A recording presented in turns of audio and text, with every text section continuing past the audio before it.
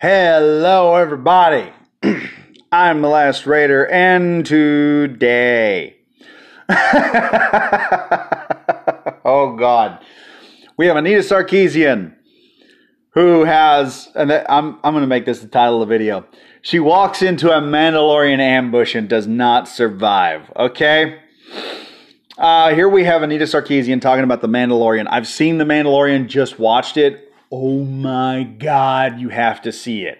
Okay, you have to see it. If you have not seen The Mandalorian, you have to see it. So, here we go. Anita Sarkeesian. Am I extremely tired, or is there not a single female speaking character in the first episode of The Mandalorian? I've got to have missed something, right? Yeah, you did. Because so many people, including Darth Barbie, jumped in there and went just beat down. I did so myself. I couldn't even stand this because of what she was saying. She's pissed off that the show doesn't have a whole lot of speaking characters. For the record, there is a female character, and it's the last person you would expect to be playing a female role. Okay?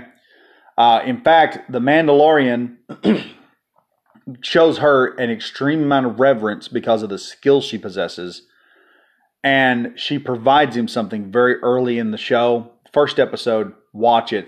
There's also a part with the Jawas. If I'm correct in my Jawa, and I probably sound like a Wookiee saying this, I believe the Jawa that he's talking to in the second episode is actually the Jawa shaman, and the Jawa shamans are always female.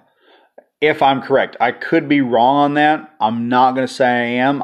If I'm wrong, call me a Wookiee in the comments. But that was about a day ago she made this response. After the internet went after her, here's the reply to everything. Wow, nearly 3,000 replies because one woman voices her opinion that we shouldn't be at a point anymore where we just accept media normalizes patriarchy. Cool. Everyone's having a normal one, I see. No. Here's what happened. You stepped into a Mandalorian ambush and got bushwhacked by them. All right? Those 3,000 replies, guarantee most of them are Mandalorian fans. And you going in calling the Mandalorian sexist because there weren't enough women speaking parts shows your ignorance as a fake geek girl. I'm going to say it right now. Fake geek girl.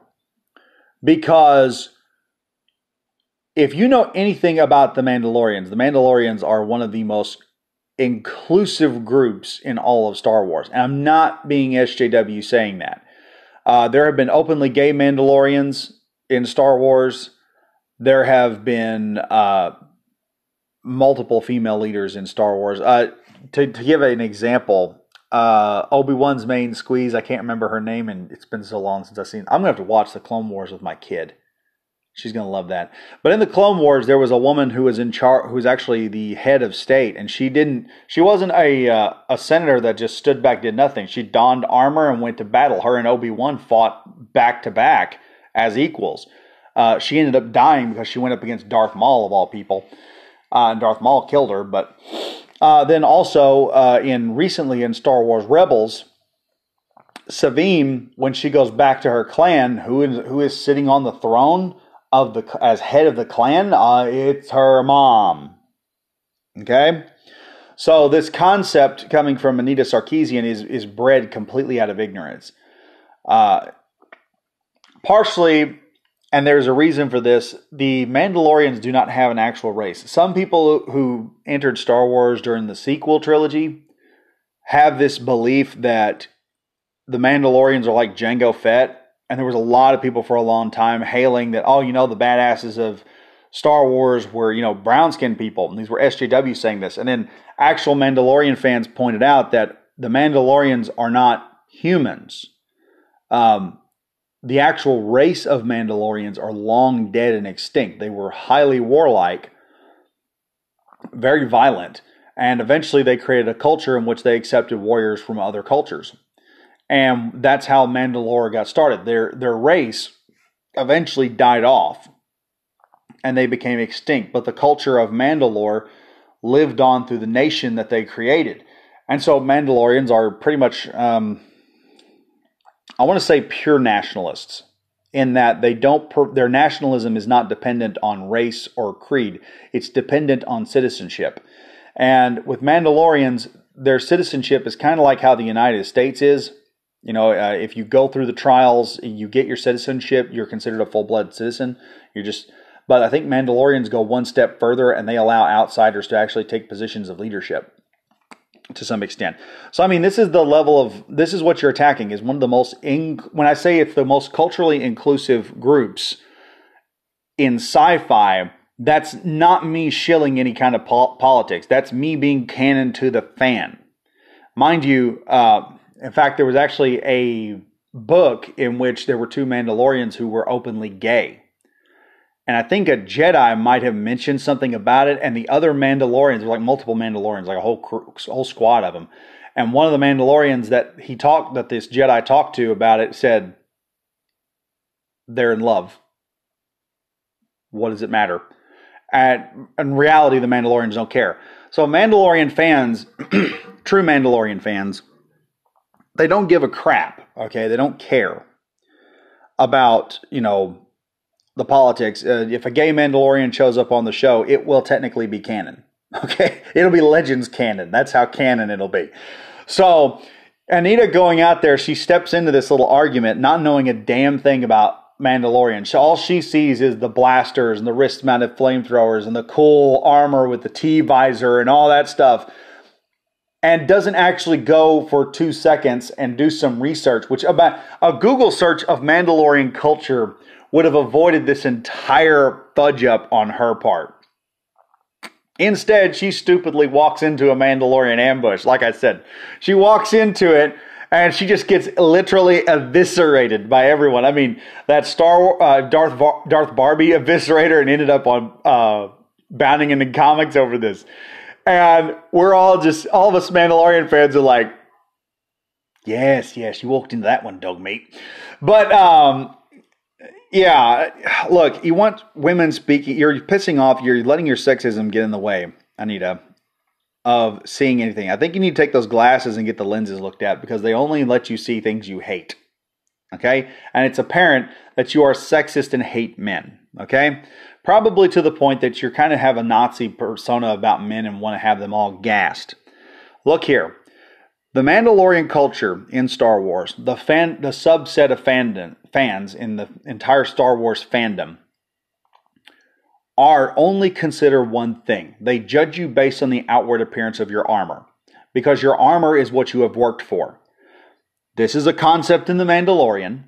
I would suggest you go out and do a Google search on Mandalorian culture and realize that if they stick true to Mandalorian culture, which they are doing right now, you're going to see very inclusive groups, just multiple groups, coming into the Star Wars fandom. You're going to see representation just through the Mandalorian culture of Star Wars, and the fans will be acceptant of it.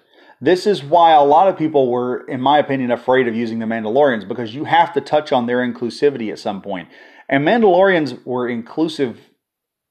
considered inclusive to certain groups. I mean, they didn't give a crap about race. They don't give a crap about sexuality.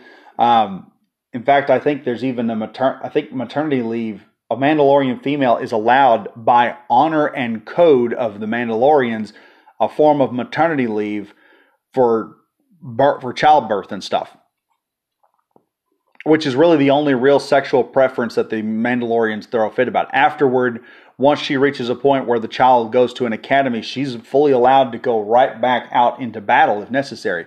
Mandalorian women are not expected to stay in the kitchen. They're expected to be on the battlefield fighting. They have to be fighters. The idea of a Mandalorian relationship between a male and a female is not standing beside each other. It's standing back to back, the two of them versus everyone. So honestly, if you just, here's what I'd say. Anita and any of her followers need to just shut up, Google Mandalorian culture, and take the feminist anti-male glasses off and actually become fans of a group. that, mind you, don't care what you look like. All they care is if you're wearing the T-shaped helmet. That's it. You're wearing the T-visor bucket helmet, you're an included member of the Mandalorian culture. All right? And included in the Mandalorian fandom. Look up Mandalorian armors. Look up the Mandalorian mercs, for instance. And you look at the inclusivity that's just sitting there. You look at the different groups of people. There's not this one group. This one thing that I kind of rag about people that are fans that are in the 501st. They all look the same. If you look at the Mandalorian mercs, not one of them looks the same. Many of them make their own armor. It's an outward appearance of who they are. But yeah, that's my opinion on this nonsense. Anita is a raving sexist. You need to do a Google search, darling. You need to go do a Google search and stop looking like a stupid woman. All right?